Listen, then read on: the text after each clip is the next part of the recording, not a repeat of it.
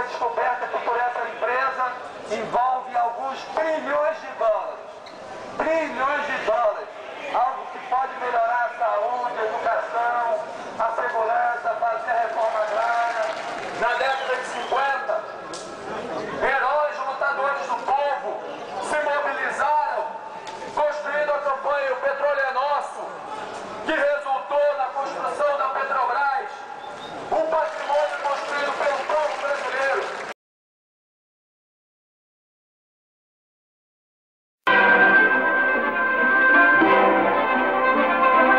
No dia 3 de outubro de 1953, o presidente Vargas sancionou a Lei 2004, criando o monopólio estatal do petróleo e a Petrobras.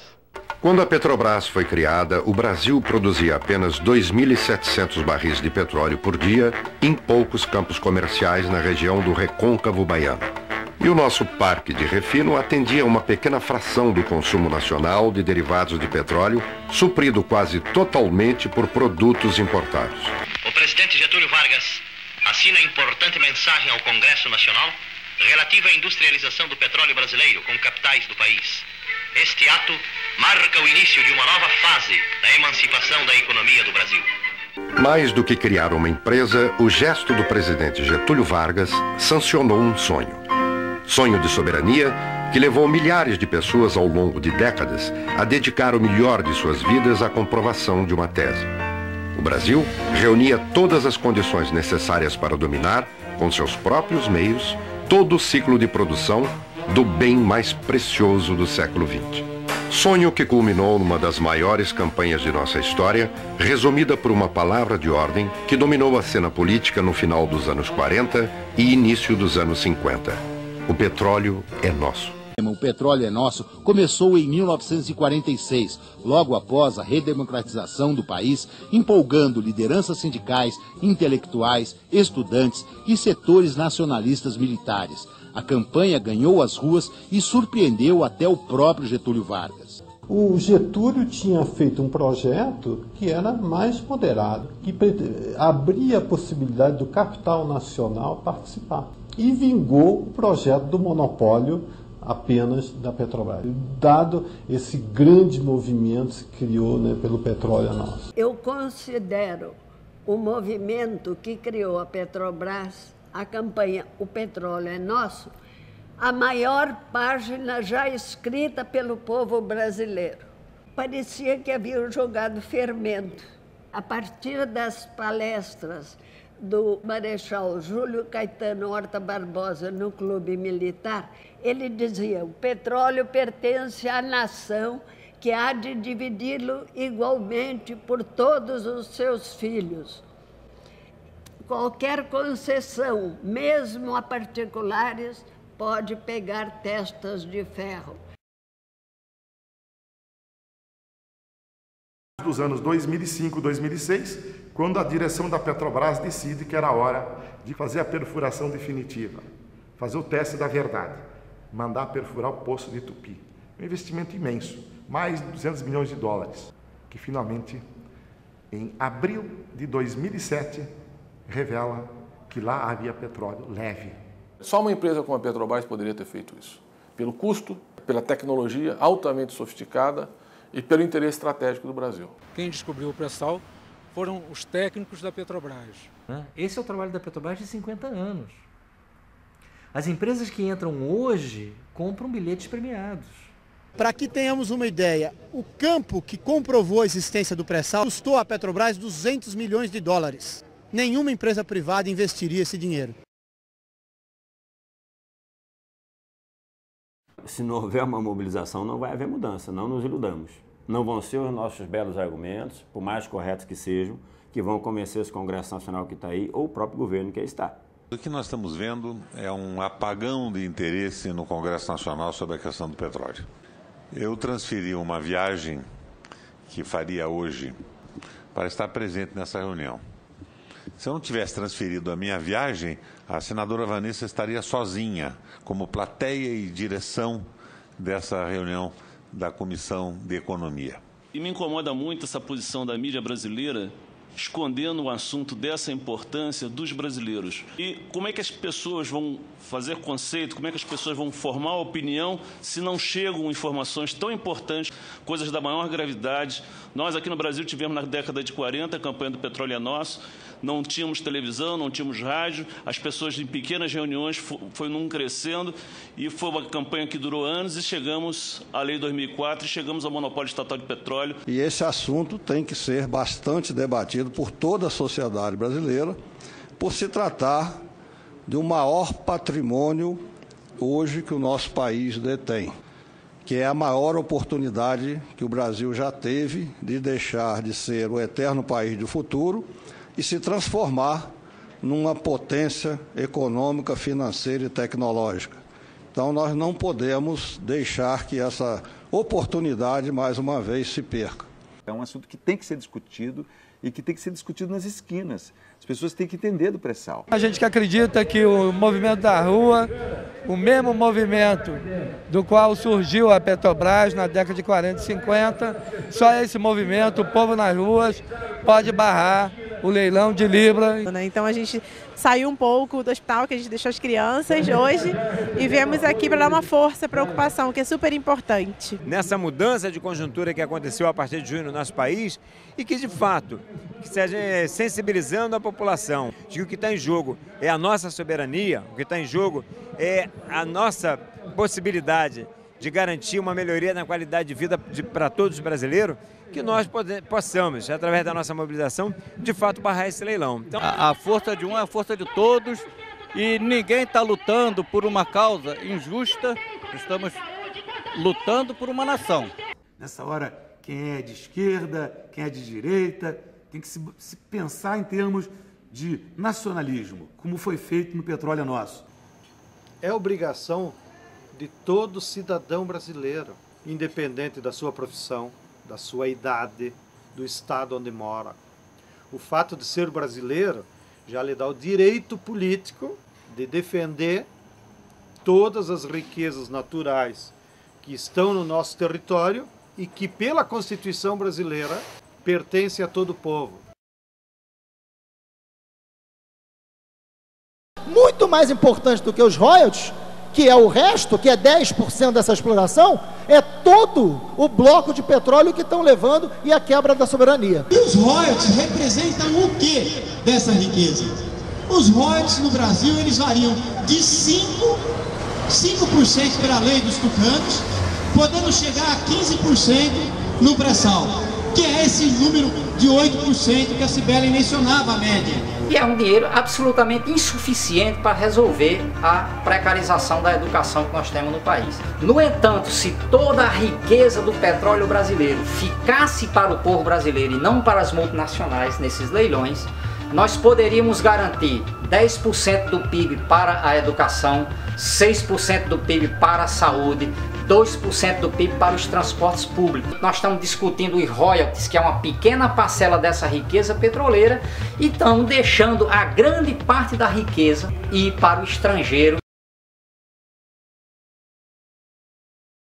Quando as máquinas começaram a usar o petróleo, a Armada Britânica descobriu que o petróleo era mais eficiente do que o carvão, houve a grande revolução política do Oriente Médio, né? Aquela divisão de países e protetorados e colônias, e o Oriente Médio virou uma área de exploração de petróleo sob o comando das grandes empresas petrolíferas.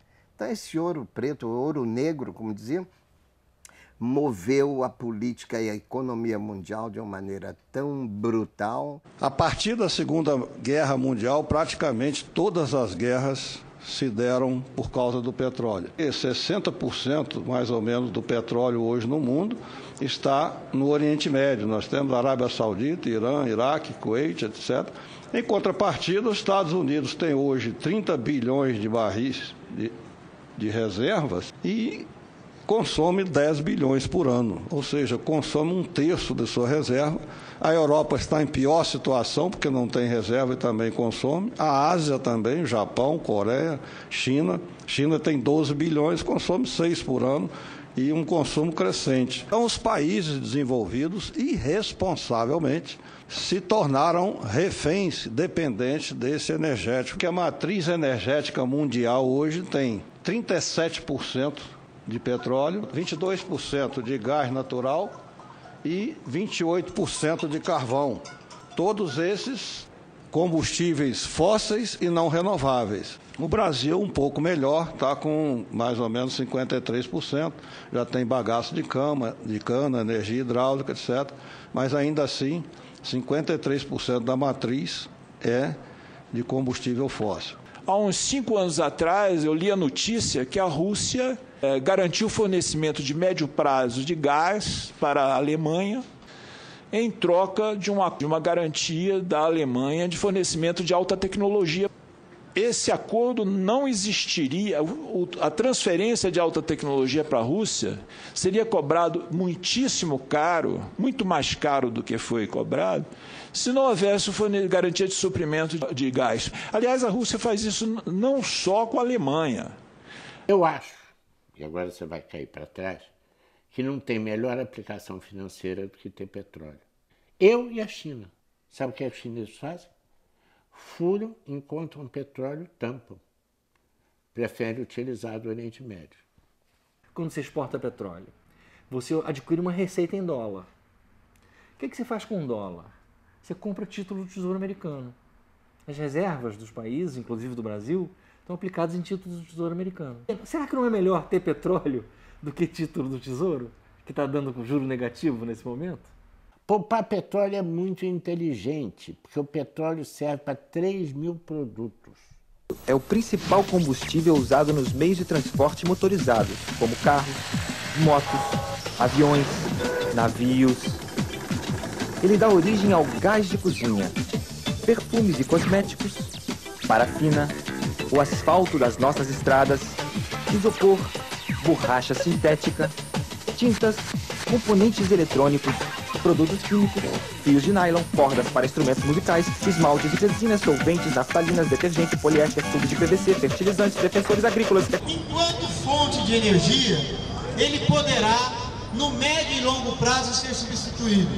Enquanto fonte de matéria-prima, ainda não tem nenhuma perspectiva de substituição do petróleo. Basta a gente imaginar se amanhã nós disséssemos, bom, não vai existir mais nada feito de plástico. O que seria o cotidiano da sociedade moderna? O Brasil é o único país do mundo que hoje trata petróleo como mercadoria comum, como chuchu, como abobrinha. Do arroz, feijão, do milho, que dá 1, 2, até 3 safras por ano.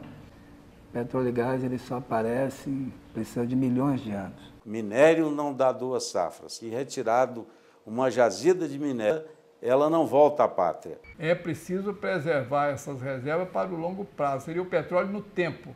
Quer dizer, não permitir que o nosso petróleo seja explorado predatoriamente. Ela, estando aqui para explorar petróleo, ela quer explorar a maior quantidade possível no menor tempo, para poder vender e ganhar dinheiro. Nós não precisamos de leilão.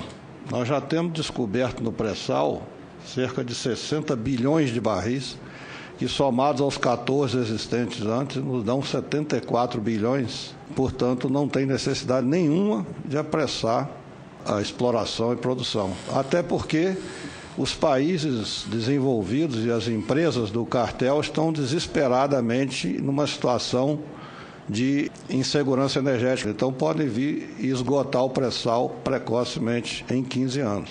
O pré-sal do Brasil tem reservas estimadas em 70 bilhões de barris de petróleo. No preço atual, significa 20 trilhões e 400 bilhões de reais, o equivalente a 5 PIBs do Brasil. Está marcado para o próximo 21 de outubro o leilão do Campo de Libra. A estimativa de produção é de 12 bilhões de barris. A ANP está pedindo como bônus de Libra 15 bilhões. Para um brasileiro comum que não domina o tema, pode parecer muito dinheiro, mas Libra vale alguns trilhões. O governo decidiu vender o maior campo de petróleo do Brasil, é o campo de Libra, a maior descoberta do pré-sal brasileiro. Nós temos tantas riquezas nesse campo de petróleo que o valor estimado hoje é de $1,5 trilhão de dólares.